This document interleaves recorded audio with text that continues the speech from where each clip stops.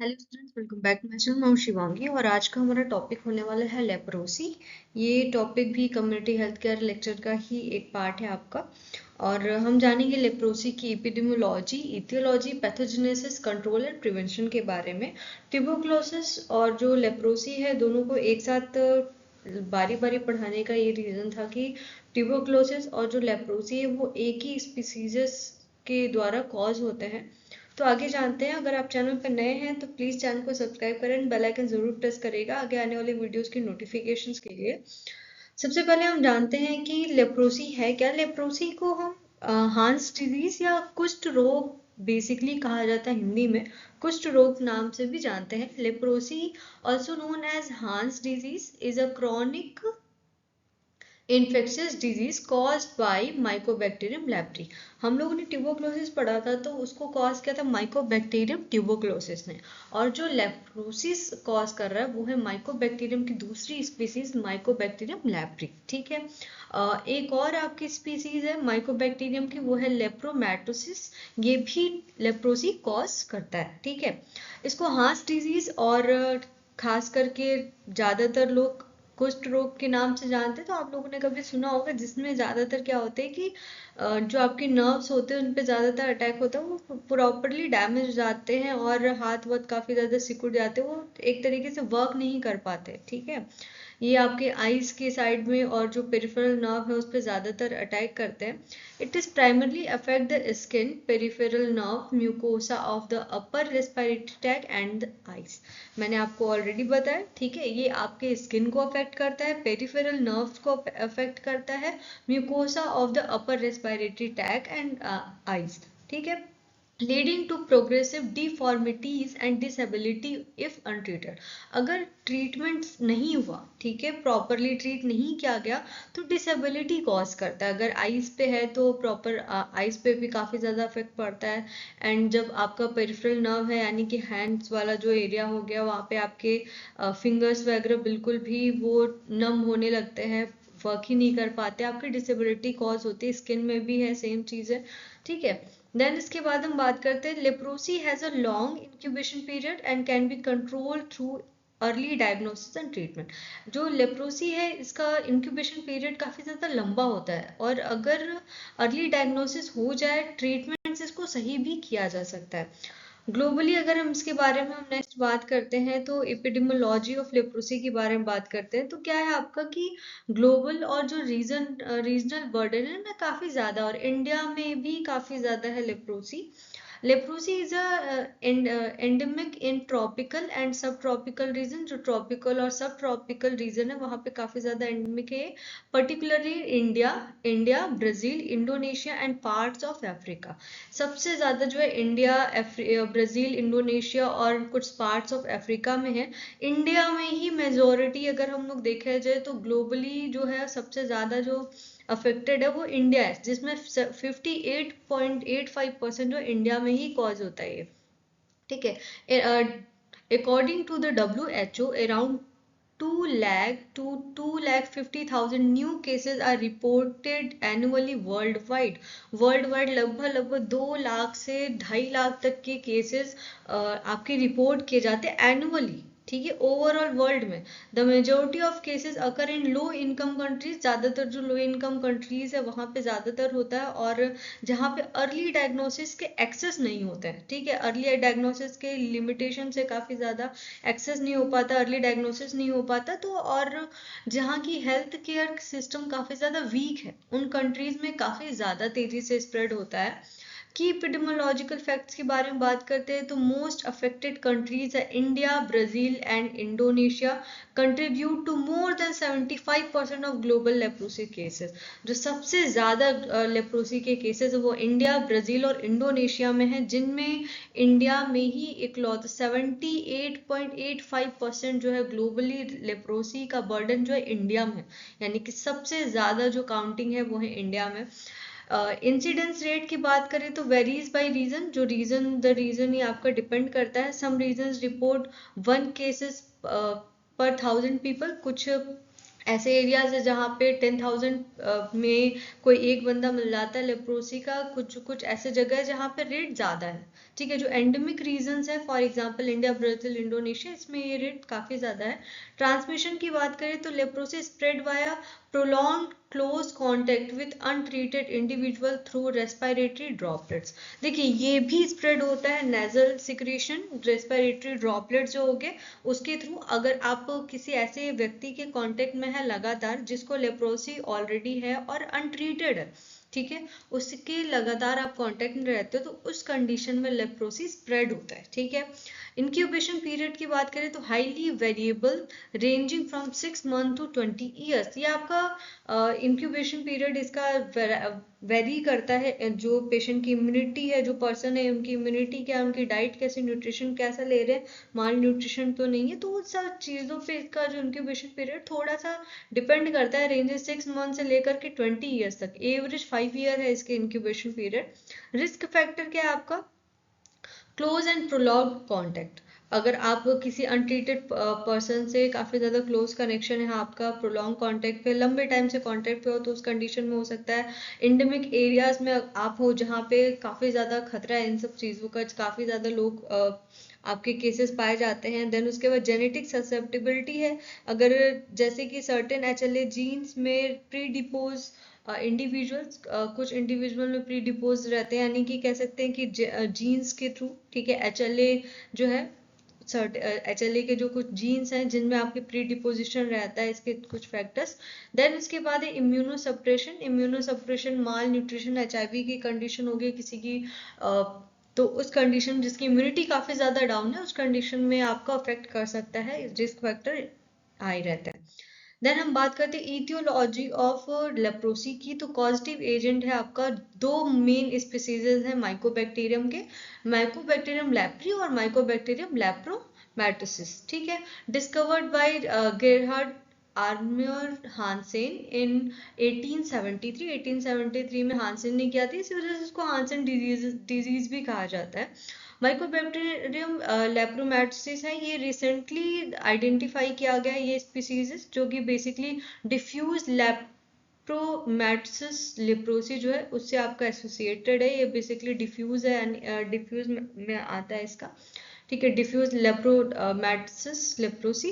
Then इसके बाद हम बात करते हैं characteristics of Mycobacterium leprae. Mycobacterium leprae के कैरेक्टरिस्टिक क्या है, ये भी आपका एसिड फास्ट बैसिलाई है, ठीक है, जैसे कि माइकोबैक्टीरियम ट्यूबरक्लोसिस, इस तरह ये भी आपका एसिड फास्ट बैसिलाई ही है, ठीक है। और जेडन स्टेनिंग में ये रेड कलर का अपीयर होता है। Obligate intracellular organism, meaning it only multiply inside host cell. ये मल्टीप्लाई वही करता है जब ये होस्ट सेल में होता है, होस्ट सेल में पहुंचने के बाद ही ये बेसिकली क्या करता है, मल्टीप्लाई करता है।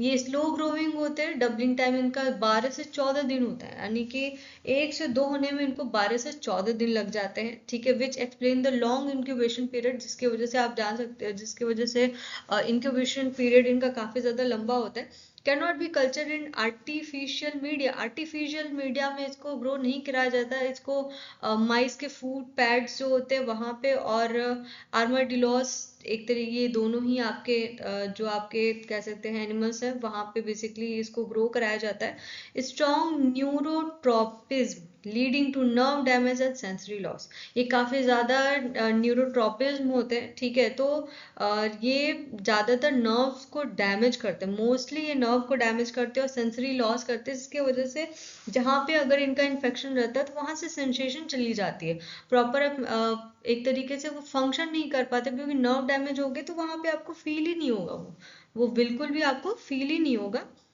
ये कंडीशन आ जाती है। नेक्स्ट हम बात करते हैं एंट्री एंड इनिशियल इन्फेक्शन, और यानी कि पैथोजेनेसिस ऑफ लेप्रोसी के बारे में, कि लेप्रोसी किस तरीके से आपका ग्रो करता है, ठीक है। तो सबसे पहले एंट्री होती है, ठीक है, एंट्री करता है अपने होस्ट सेल में, ठीक है। एंट्री कैसे करेगा, रेस्पिरेटरी ट्रैक से, रेस्पिरेटरी ट्रैक के थ्रू, या फिर स्किन में कहीं चोटें लगी हुई हैं, ठीक है, उसके थ्रू, ठीक। अब ये इन्फेक्ट करता है मैक्रोफेजेस और स्वान सेल्स। स्वान सेल्स होते हैं नर्व को सपोर्ट करने वाले सेल्स, इनको नर्व सपोर्टिंग सेल्स भी हम कहते हैं, जहाँ पे ये मल्टीप्लाई करते हैं। तो जो माइकोबैक्टीरियम लेप्री का जो होस्ट सेल है वो है हमारा मैक्रोफेजेस और स्वान सेल्स है, ठीक है। देन इसके बाद आता है next step immune response and disease spectrum. जो डिजीज का एक तरीके से क्लिनिकल फॉर्म्स है ना लेप्रोसी के, वो डिपेंड करते हैं जो होस्ट है उसकी इम्यूनिटी के, होस्ट के इम्यून रिस्पॉन्स पे, ठीक है, होस्ट की इम्यूनिटी पे। The host immune response determines the clinical form of leprosy. सबसे पहला है हमारा ट्यूबरकुलॉइड लेप्रोसी। ट्यूबरकुलॉइड लेप्रोसी के बारे में जानते हैं। तो इस कंडीशन में क्या रहता है कि अगर किसी की इम्यूनिटी, सेल मीडिएटेड इम्यूनिटी काफी ज्यादा स्ट्रांग है, तो उस कंडीशन में क्या होता है कि patient have a strong T helper one immune response which control bacterial growth. अगर किसी पेशेंट की जो टी हेल्पर सेल्स की जो है उनकी काफी ज्यादा स्ट्रांग इम्यूनिटी, इम्यून रिस्पॉन्स काफी ज्यादा स्ट्रांग है, तो बैक्टीरियल ग्रोथ को क्या करते, कंट्रोल कर लेते हैं, ठीक है।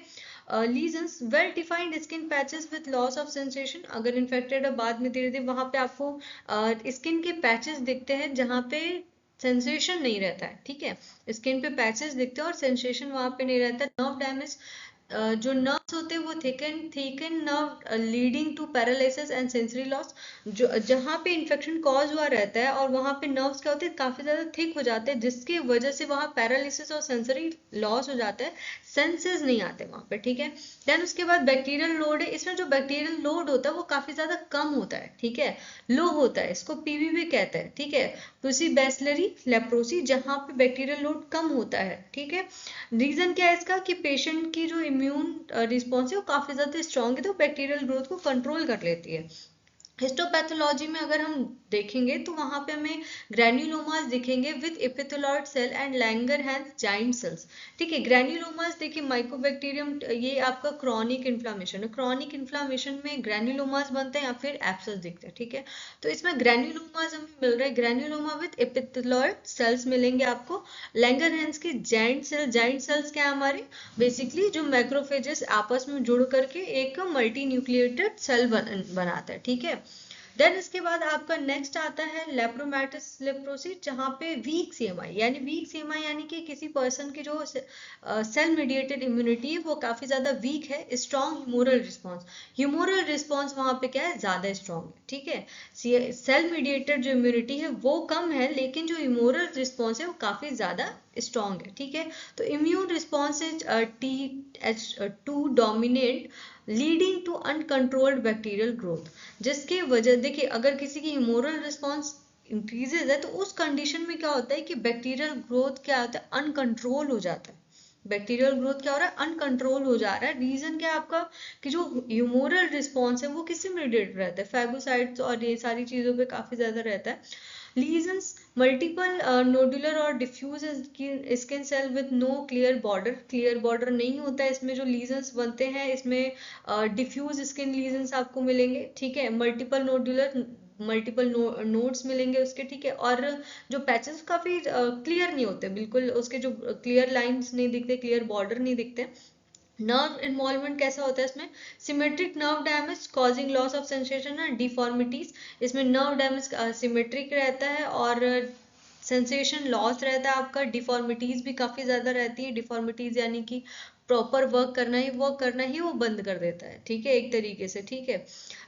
फिर बैक्टीरियल लोड, आप गूगल पे एक बार सर्च करिएगा लेप्रोसी डिजीज का जो डायग्राम्स होते हैं, मैं थोड़ा सा घबरा जाती हूँ उसको देख करके, मुझे थोड़ी थोड़ी कुछ कुछ होने लगता है थोड़ा मेडिकल फील्ड में, बट फिर भी मुझे थोड़ा सा अटपट आ रहा है, मैंने इसी वजह से इसमें ऐड नहीं करा, बट आप सर्च करके देख सकते हो लेप्रोसी डिजीज में कैसे कंडीशन हो जाती है पेशेंट की।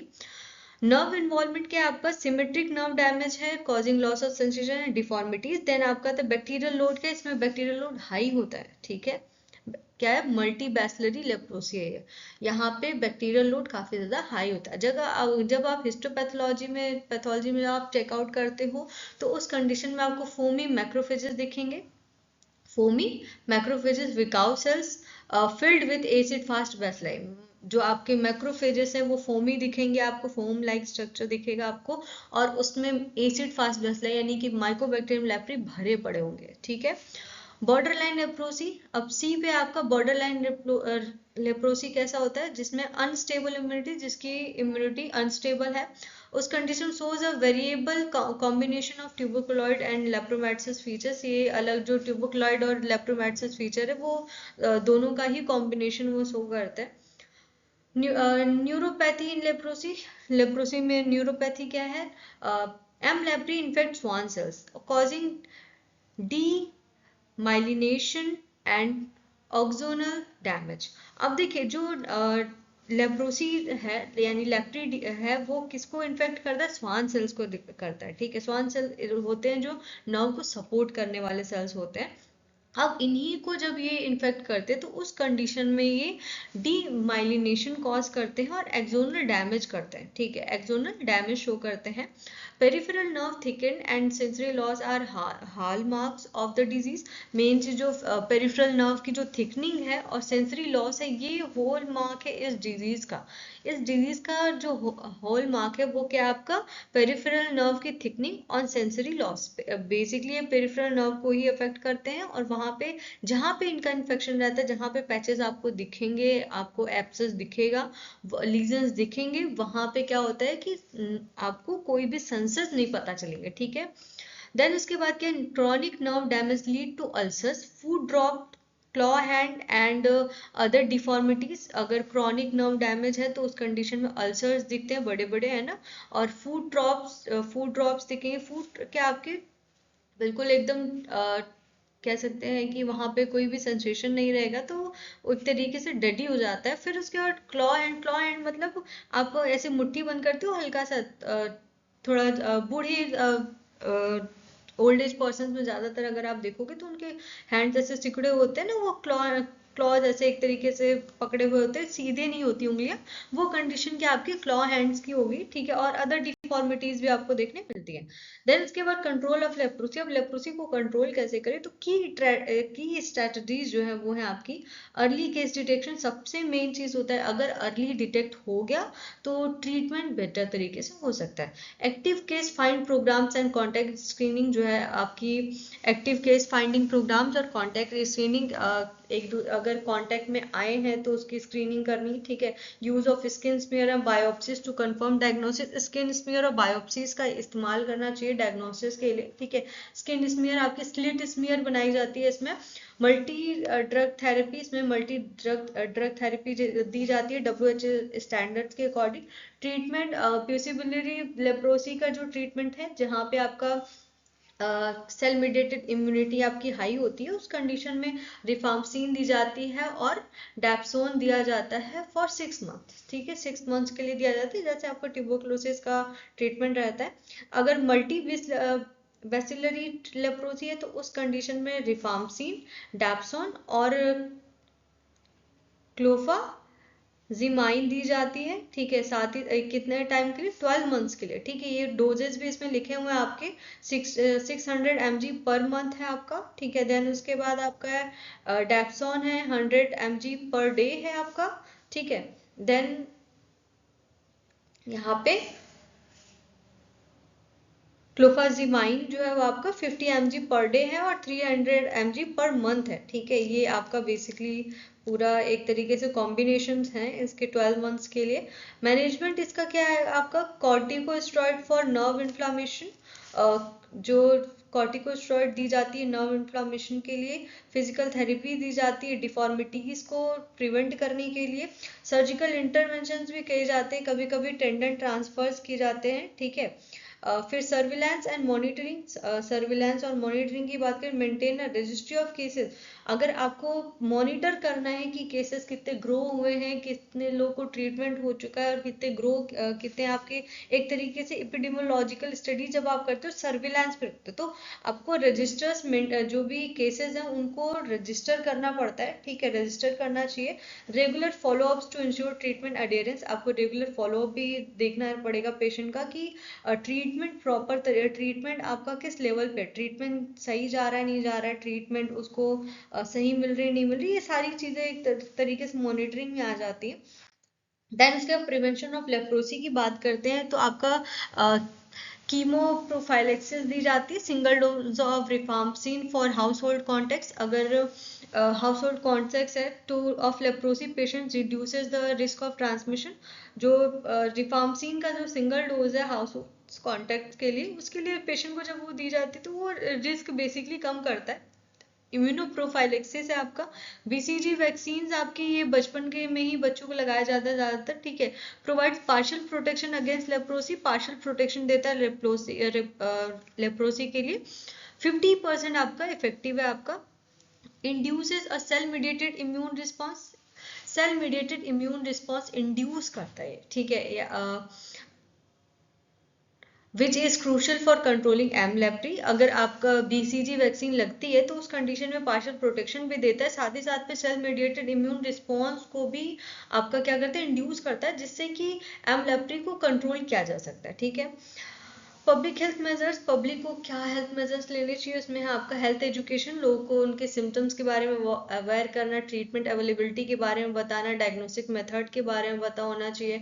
रिड्यूसिंग स्टिग्मास, जो प्रॉपर स्टिग्मा से पुराने उसको भी कम करना चाहिए, जैसे कि programs to promote social inclusion and psychological support. जो पेशेंट है उस टाइम उसको साइकोलॉजिकल सपोर्ट की भी बहुत ज़्यादा ज़रूरत होती है, तो उस टाइम पे साइकोलॉजिकल सपोर्ट के लिए और लोगों को पता होना चाहिए कि होता क्या है, ठीक है। तो स्टिग्मास, जो आपके स्टिग्मास टैबूज है उसको कम करने पड़ेंगे, लोगों को अवेयर करना पड़ेगा प्रोग्राम्स चला करके। इम्प्रूव्ड लिविंग कंडीशंस, जो लोगों की लिविंग कंडीशंस है उसको आप इम्प्रूव कर सकते हैं पब्लिक हेल्थ मेजर्स में। अगर आपको प्रिवेंट करना है तो उस कंडीशन में जैसे कि क्लीन वाटर हो गया, आपका सैनिटेशन हो गया, न्यूट्रिशन पे भी लोगों के ध्यान देना चाहिए। तो ये सारी चीज़ें एक तरीके से माल न्यूट्रिशन कम करती हैं। इम्यूनो कॉम्प्रोमाइज लोग नहीं रहेंगे तो ज़्यादातर बैक्टीरिया इन्फेक्शन कॉज नहीं कर पाते हैं, ठीक है। तो ये भी है, अगर पेशेंट इम्यूनिटी कम है उसकी तभी ज़्यादातर अटैक करता है, तो उसके लिए न्यूट्रिशियस फूड लेना काफ़ी ज़्यादा इंपॉर्टेंट, अगर आप अपने डाइट पे ध्यान देते हैं प्रॉपर तो। देन इसके बाद हम कंक्लूजन पे आते हैं। तो ओवरऑल हम जानते हैं कि लेप्रोसी एक बहुत ही ज़्यादा मेजर हेल्थ कंसर्न है, हम लोगों ने अभी तक जाना। इसके ट्रीटमेंट और इसके जो भी आपके प्रिवेंशन मेथड है, प्रिवेंटिव मेथड्स हैं, जो आपके एपिडेमोलॉजी और ईटियोलॉजी के बारे में अभी हम लोगों ने जाना है, ठीक है। जो सर्विलांस है, एजुकेशन है, रिहैबिलिटेशन प्रोग्राम्स है, ये इन सभी से इसको काफ़ी ज़्यादा प्रिवेंट किया जा सकता है, कंट्रोल किया जा सकता है, ठीक है।